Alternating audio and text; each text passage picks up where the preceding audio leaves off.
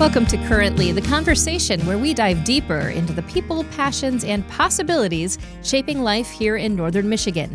I'm your host, Christal Frost. Now today we're talking about something that has connected human beings since the beginning of time, storytelling, the act of sharing who we are, what we've lived through, and what it all means.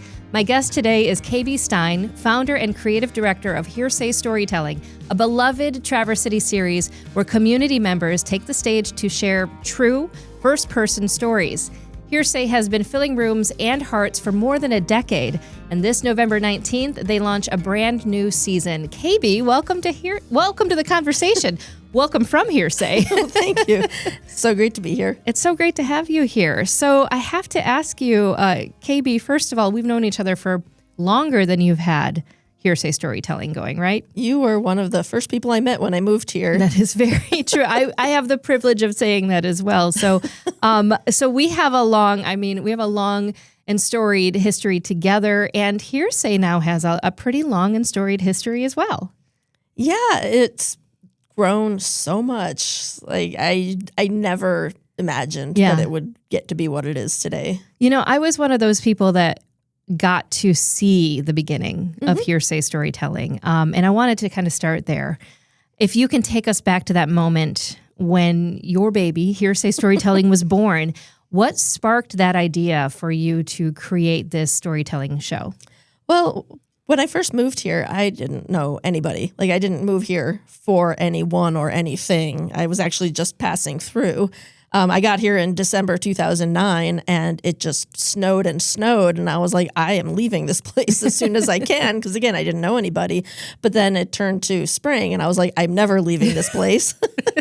And, I thought of it as a way to just meet people. You know, it was something that I wanted to exist. I had no designs at first to be the one to do it. I just wanted it to exist. But yeah, I used to, when I was in graduate school, I used to organize literary readings, and I wanted something similar, but not quite that. Right. And we should tell people that you are, you are a storyteller, you are a writer, you are an editor, you are all things literary. And so even finding something, that you do in your day-to-day, you edit a lot of big manuscript things, right? Yes. And you wanted something, in the world of writing that was fun too, right? Exactly. Yes. I am here to say that you learn a lot in medical editing, and it's also very dry. You do. So it's really lovely to see, to read stories about humanity and listen to them told live. I love that.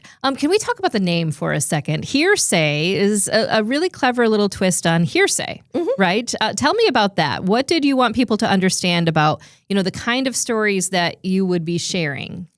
Yeah. So actually, a warning to the folks out there, if you're going to create something, do know that if you are creative with spelling, people are going to spell it wrong. It's HERE:*SAY.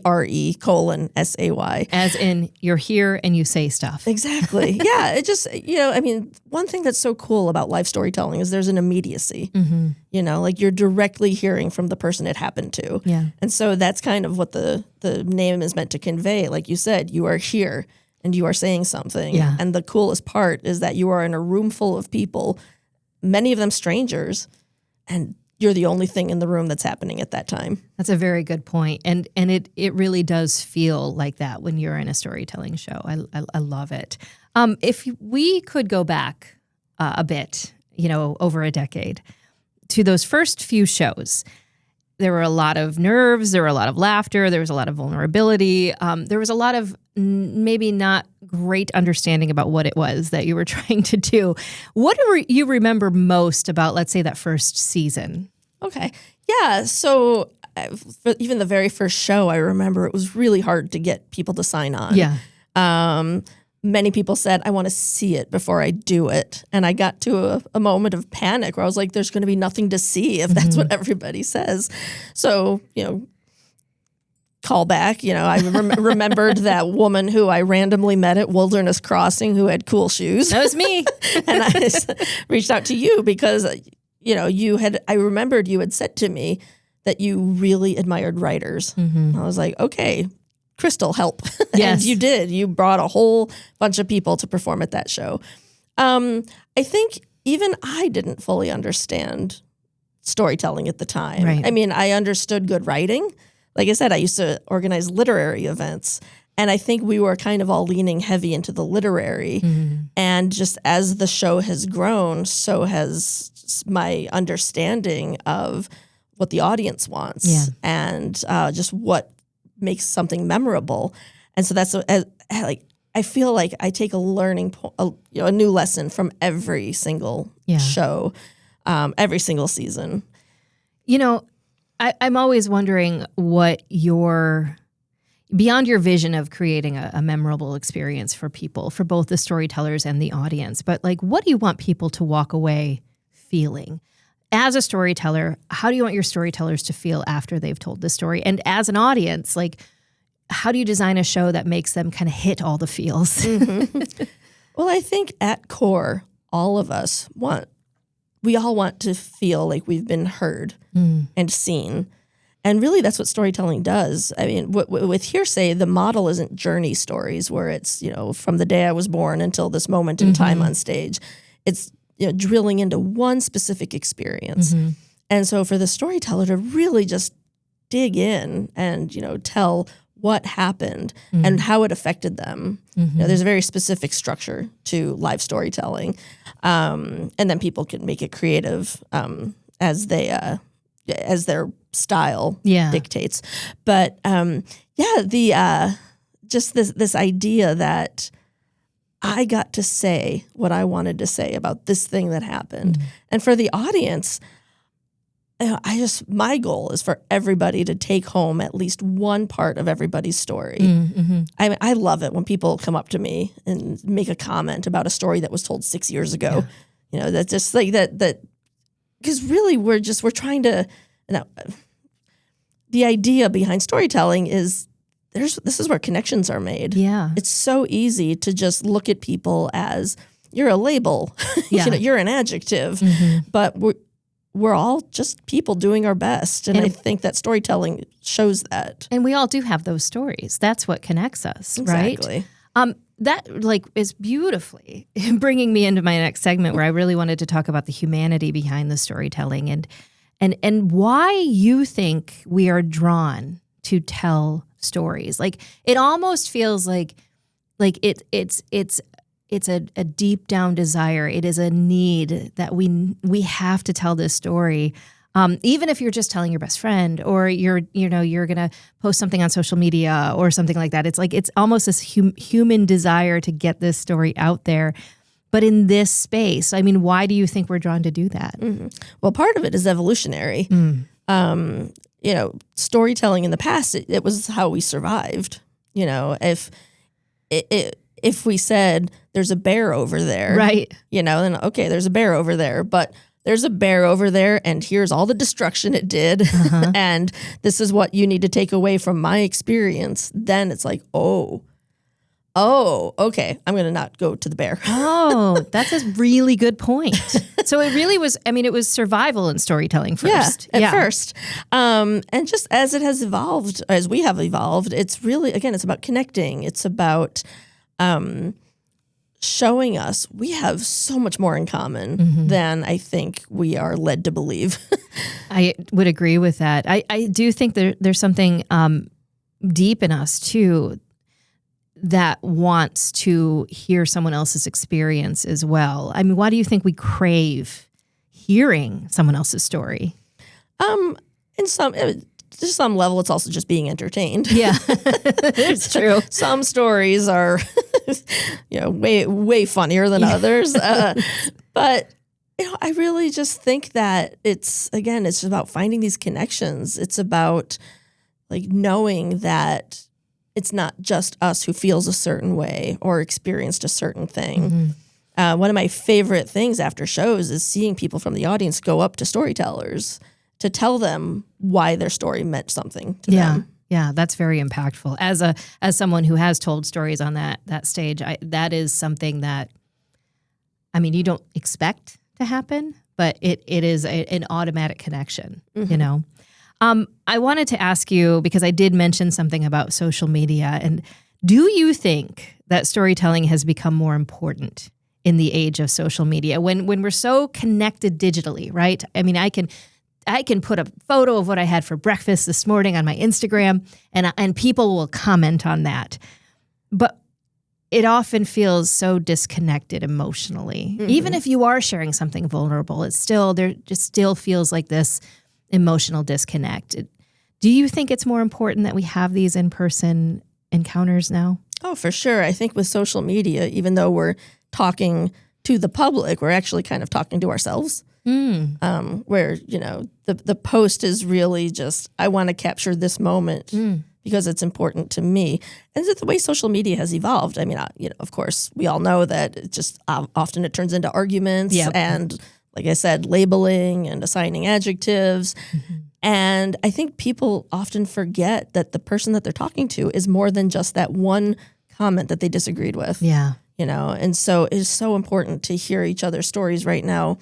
Again, to just show us, like, we're all in this together. We're all just trying to live our best lives with what we've got. Yeah, that's really well said. You've watched so many people step on stage, step up to that microphone.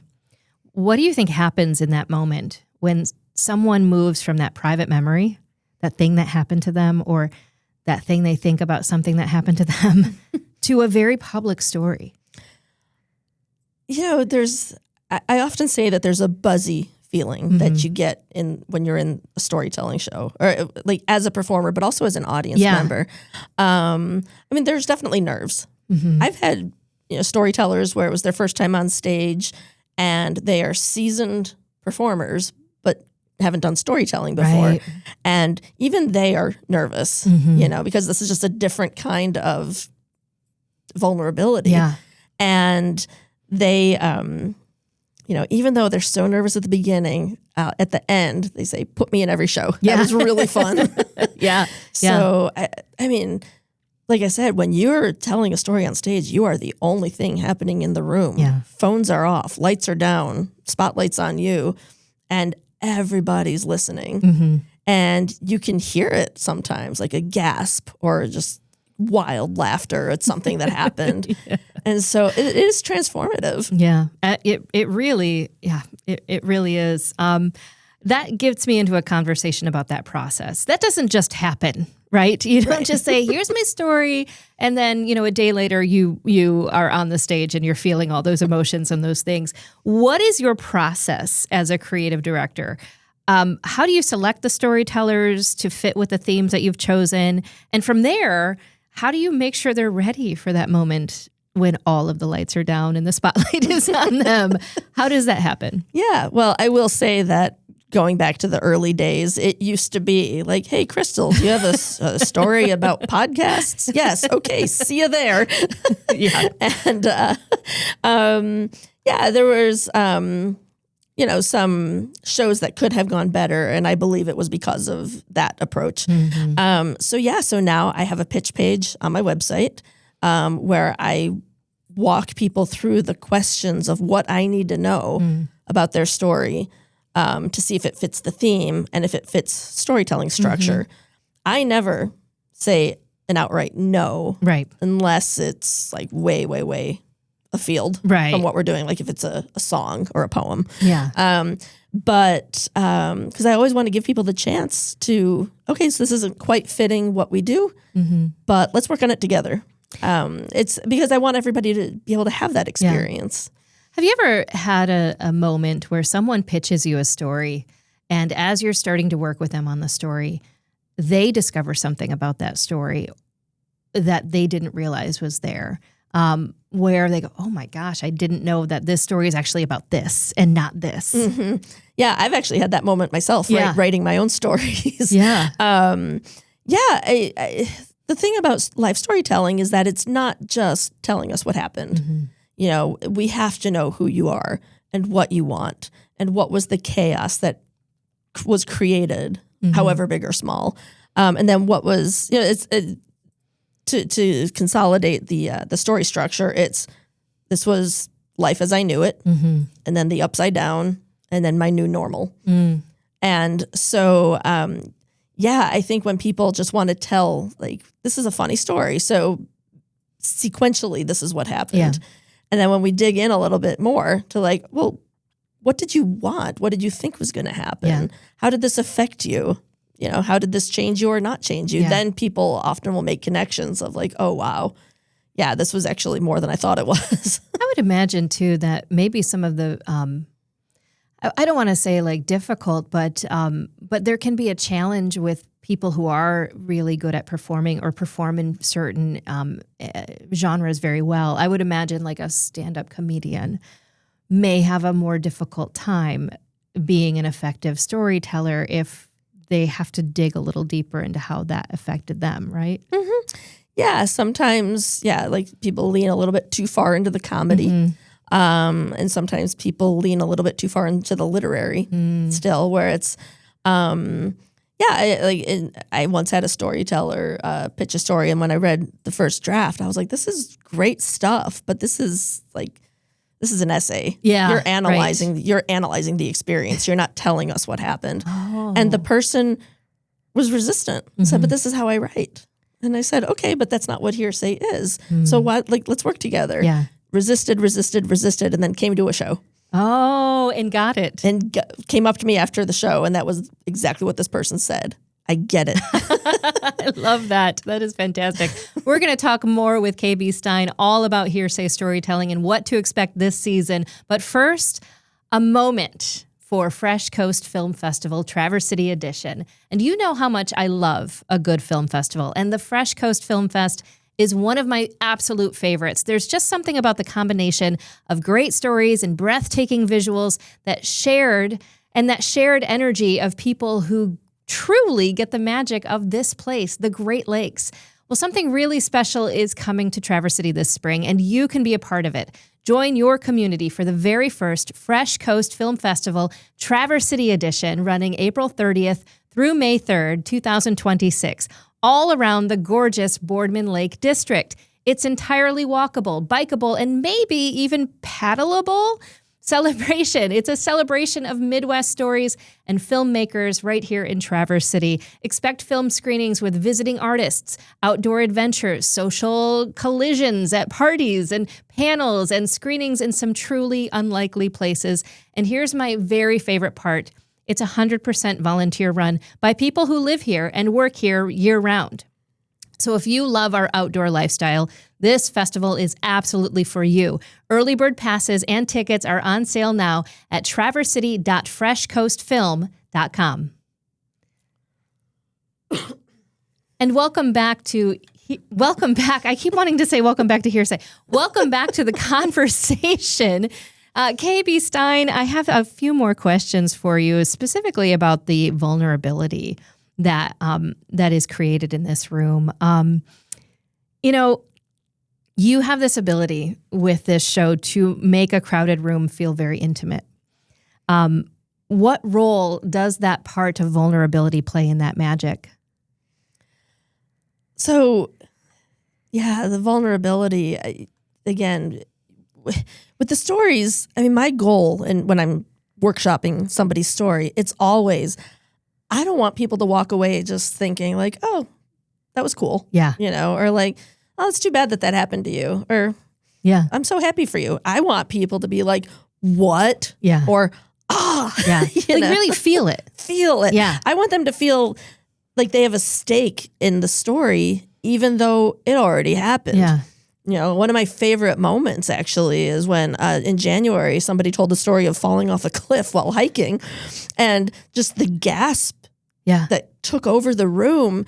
And, and everyone was like, oh no, even though clearly he was okay because he was standing before us telling us about it. But just that reaction is so good. One of the things that you have said before is that storytelling can make strangers feel like neighbors. And I'm kind of taken back to your sort of origin story with this, where you were a stranger, right? And you have created this experience and created this room full of people who end up feeling like neighbors.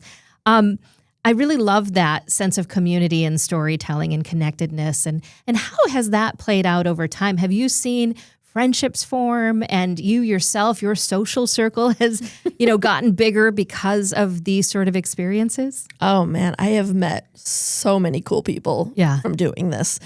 And I know that at an event last year, someone who tells stories at Hearsay from time to time said that people were coming up to her and saying like, I know you, even though they don't know her. Right. But they hear her stories and feel like they know her. Well, it's that vulnerability in the room, that you really do. I mean, I've seen stories up there where I've been like, I feel like I know that person. Even if it's 10 minutes that someone shared something, an experience with me, you do feel that connectedness. Yeah, I have a cousin who also happens to have a storytelling show in Chicago, and he told me, I mean, this is, anecdotal evidence, of course, but he told me that someone once came up to him at one of his shows and said, I am a mental health professional, and you typically have to go through like multiple years of therapy to know your patient as well as you get to know them in 10 minutes on stage. Wow. That's a really good point. Yeah. So that is something that happens, I think, in the process too. You take your guard down. Your guard comes down a bit. That's ultimately why it's so scary at times too, because you're sort of taking this wall down, these masks off, and you're being your authentic self in that moment, which, I mean, can be very, very scary, but also so liberating at the same time. For sure. Although I will say that, like, for that reason, if a story just happened, if it's very raw, if the person has not figured out yet how they feel about it, it is too soon to be telling that story, because this isn't just getting to know each other. It's also a performance, and you have to take care of your audience. So if you are really unsettled about something that happened, come back and tell it in a couple of years. I think that's a really good point too. And I know you and I have had conversations about experiences in my own life where I have said things like, I'm not there yet because I don't know how I feel about something, or I don't know, when you're talking about this sort of, dissecting the story process of this thing happened, this is, how it flipped my world apart, this is how it affected me. Sometimes you don't know how it affects you for a number of years even. And you mentioned taking care of the audience. But I would expect, as the creative director and founder, just as much you want to take care of those storytellers. Oh, absolutely. Yeah. Absolutely. I don't want anybody to feel like they have to talk about trauma, unless they're ready to. And even then, to talk about it in a way where this happened. It's safe. Yeah, it's safe. And Hearsay has probably like some of the warmest, welcomingest audiences I've ever seen. That, I mean, they are there to support the performers. I mean, they know it is so generous to share your story on stage. Yeah. And in turn, they very generously give you your full attention. Well, on that note, let's talk about the new season.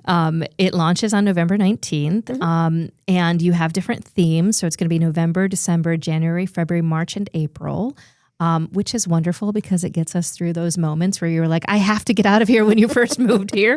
I got to love that.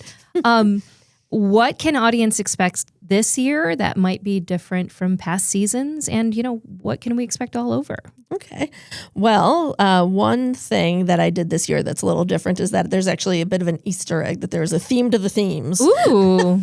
In the past, it's just been themes, but this year the themes are absolute beginners, let's dance, modern love, under pressure, rebel, and what in the world.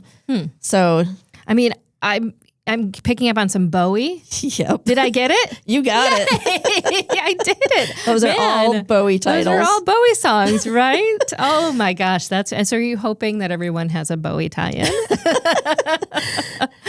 That one's just for me. I love it. Sometimes you have to do that. That's fantastic. Yeah. So these are the new themes. It's the same format, though. And what about the storytellers? Do you find that you have, new storytellers coming all the time? Are they welcome to, apply to tell a story? Or are you looking for, maybe people who haven't been there in a couple of years to come back? Oh yeah, no, there are some people who tell fairly frequently, and we're always welcoming new performers to the stage. Sorry, please cut this out. I just totally spaced. Okay. Yeah. So we're just talking about the theme and bringing new storytellers in and welcoming back old storytellers and things like that. So, I mean, realistically, just make your pitch, right? And Yeah. I mean, every now and then, if somebody gets sick at the last minute, I do have like my back pocket performers who will jump in. But yeah, anybody is welcome to pitch, so long as they are interested in the structure that we follow. And even if they're not comfortable with the idea of a microphone, we will get them there. Yeah, I think that's a really good thing to remember too, that there is a whole process to this, and that Kabie will help you through that process, help you shape and mold your story, help it get to be to the, where you're comfortable with it. So the whole time, it's safe, I wanted to, kind of finish things up to talking about really the community. There was really no storytelling scene in Northern Michigan. There had been kind of fits and spurts over the years. I remember some things in the early 2000s maybe happening in Northern Michigan with storytelling. How has the storytelling scene here in Michigan evolved since you began? Have you seen other storytelling events pop up, or are you just seeing that your baby has grown up to be a sort of this juggernaut of storytelling, which I will tell you, you got to get to these shows early because they fill up. Mm-hmm. Yeah. Standing room only has been a thing, which is really exciting. Yeah.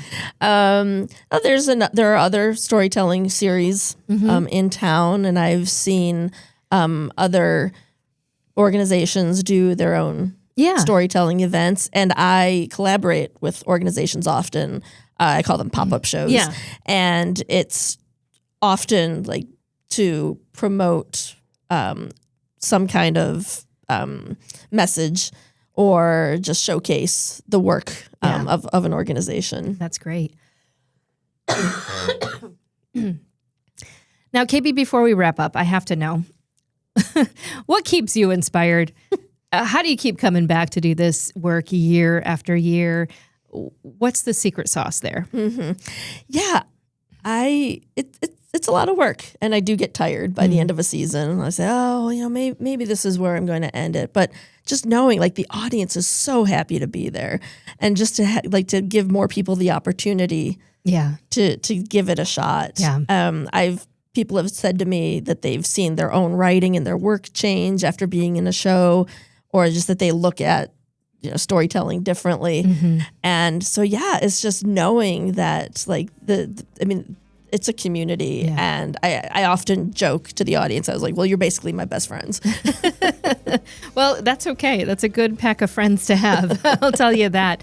I'm so excited for this season. It launches on November 19th. And Kabie Stein, thank you for joining me and for reminding us just how powerful it is to share and to listen to those stories. For those of you who want to learn more or attend the season launch, you can visit hearsaystorytelling.com. That's HERE, saystorytelling.com, for show dates, themes, and how you can get involved as a storyteller or an audience member. I'm Christal Frost, and this has been Currently the Conversation.